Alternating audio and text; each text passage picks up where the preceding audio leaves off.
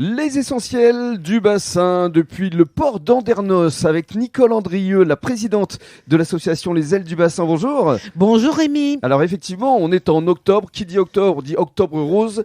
Et évidemment, on souhaitait vous mettre à l'honneur à travers votre association qui a déjà 5 ans. Et oui, nous sommes créés il y a 5 ans déjà. Pour nous, c'est toujours une merveille que de le constater. Alors quelle est la vocation justement des Ailes du Bassin ? Bien, la vocation première des Ailes du Bassin, nous affichons Sport Santé Pagaie parce que nous accueillons donc des femmes qui ont été touchées par le cancer du sein ainsi que des aidantes et nous leur permettons au travers de la pagaie, du sport santé, on pagaie sur un dragon boat qui est un bateau donc qui accueille ces femmes. Vous en avez 2 même ? Nous en avons 2 à l'heure actuelle, oui, pour répondre aux besoins. Et du coup, ces femmes peuvent pagayer sur le bassin d'Arcachon, donc sur un rythme hebdomadaire pour la majorité d'entre elles, du moins celles qui sont disponibles. Et on propose 2 sorties par semaine. Et alors justement, durant tout le mois d'octobre, là, alors vous étiez à Biganos ce dimanche, vous allez être mercredi à Lanton, vous serez évidemment ici à Andernos dans votre cabane. Il y aura d'ailleurs une journée porte ouverte le 14 octobre. Ça, c'est une date importante. Hein. C'est ça. Le 14 octobre, nous aurons une auberge espagnole, mais le 8 octobre, nous allons accueillir sur notre cabane tous les marcheurs qui sont conviés par la mairie d'Andernos.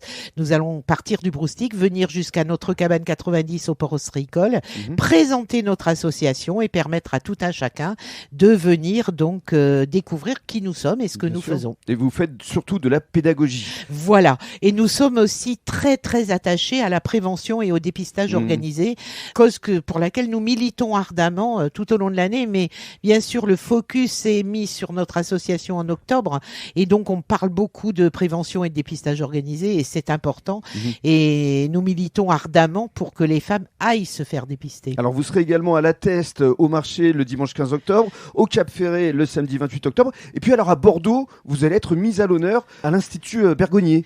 Voilà, donc l'Institut Bergonié fête ses 100 ans et avec une manifestation de grande ampleur qui va amener le public à s'intéresser à ce que font les femmes et tous les défis que les femmes ont pu organiser autour du cancer.